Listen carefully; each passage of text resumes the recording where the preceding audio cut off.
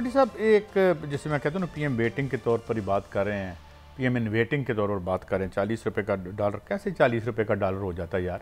जब आपने 91-92 में कानून बना के इस वक्त डॉक्टर इकराम उल हक साहब जो हैं उन्होंने बताया कि मैंने कहा ये कहते हैं कि तकरीबन जो पाकिस्तान बिजनेस काउंसिल है वो कहती है कि काले धन के बराबर आ गई है जो फार्मल इकॉनमी और काला धन बराबर, उनका नहीं 2 गुना ज़्यादा है।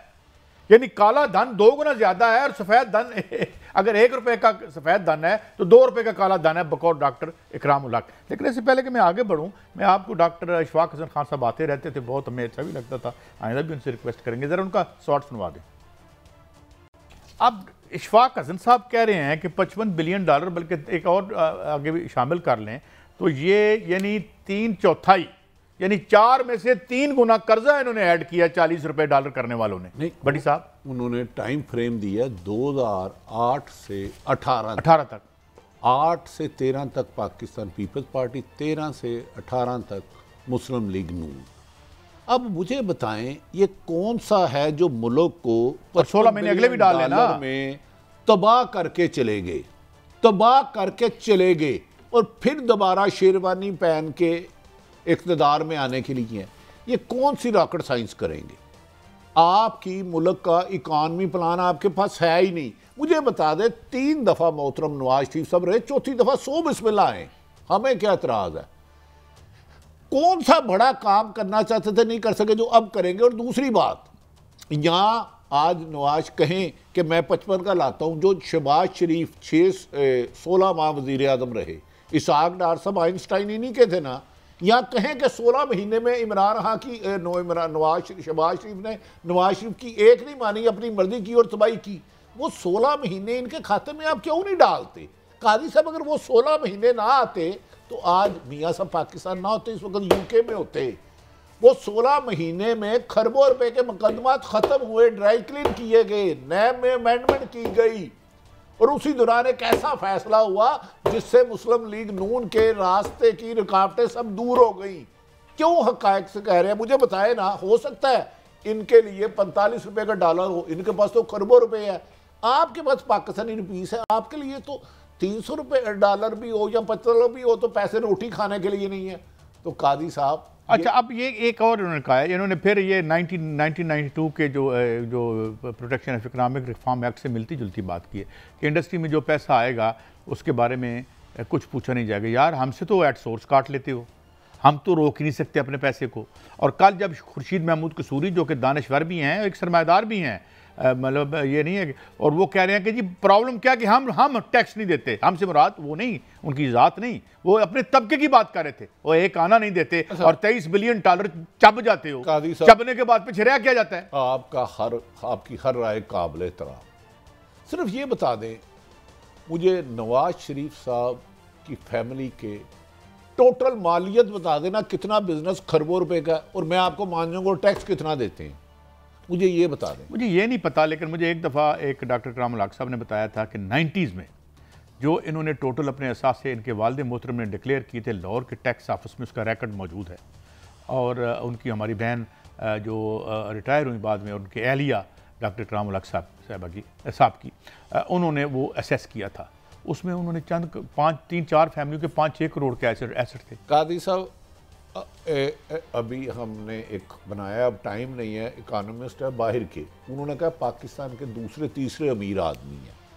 आप जो कह रहे हैं ना 90 में इन्होंने दिए, 85 में आपको पता है इलेक्शन में कितना पैसा लगा था? गैर जमाती इलेक्शन से थे, खरीदो फरोख्त हुई थी, बकर मंडी से कम बकरे बिकते हैं, जो छांगा मांगा में सेल लगी थी उसका आई विटनेस आपको भी 10 दफा मिला है, जिसने ब्रीफ केस में पैसे बांटे। अब फिर मुल्क में रेडियो की तरफ बांटोगे चंद खानदानों के लिए और 25 करोड़ आवाम की गर्दनें ज़िबा करोगे।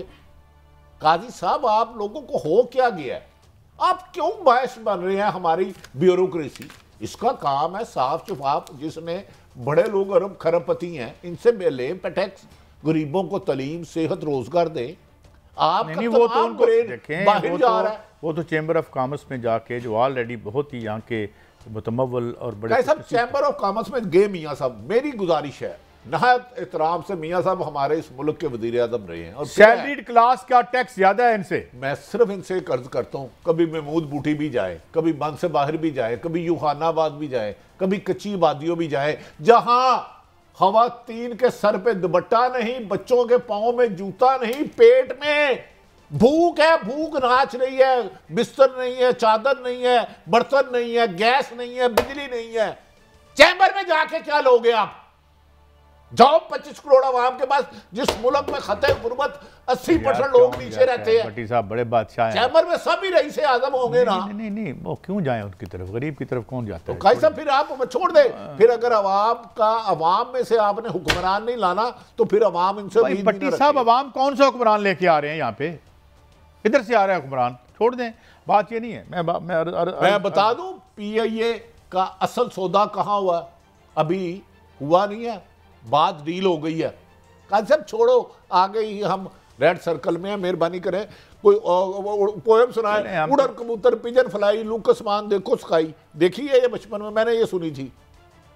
चलो कोई ऐसा नहीं, कोई सुनाए, वाकया सुनाए बचपन का। नहीं ये आप नहीं, फिर मेरे 3-4 खबरें आई आ जाएंगी। कर दे नहीं पागल हूँ, आपने तो निकल जाना, मैं इसका मतलब PIA में भी वो जो बात थी और जो अगले दिन भाई हो गई चौधरी मंजूर ने जो बात की थी कि किसी टाइकून की बेटी को उसके फाइनेंशियल दिखाए गए हैं, तो वो फिर खबर मुझे ना मुझे ये पता है कि बैरूनी मुल्क की है, ना मुझे ना इतर का नाम आता है, ना कतर का, ना मुझे कोई नाम नहीं। चलो यार, जहाज तो वैसे ही जो है वो ओमनी बसें बन चुके हैं हमारे, मगर प्रॉपर्टियां तो मोटी हैं ना, कि नहीं? हर जगह देखे ना, PIA की इस्लामाबाद, लाहौर, इन तमाम प्राइम प्रॉपर्टियां तो है, और फिर वो जो होटल्स हैं बाहर, तो वो तो है ही ना। काजी साहब, जो कौम, जो हुक्मरान अपने एसेट बेचने में फख्र महसूस करे, अपने उसे को खुदा के लिए इस कौम के बेचते नहीं है, अगे बंदे खिलार के आप लेते हैं, की होया ये बेचता कौन है इनको?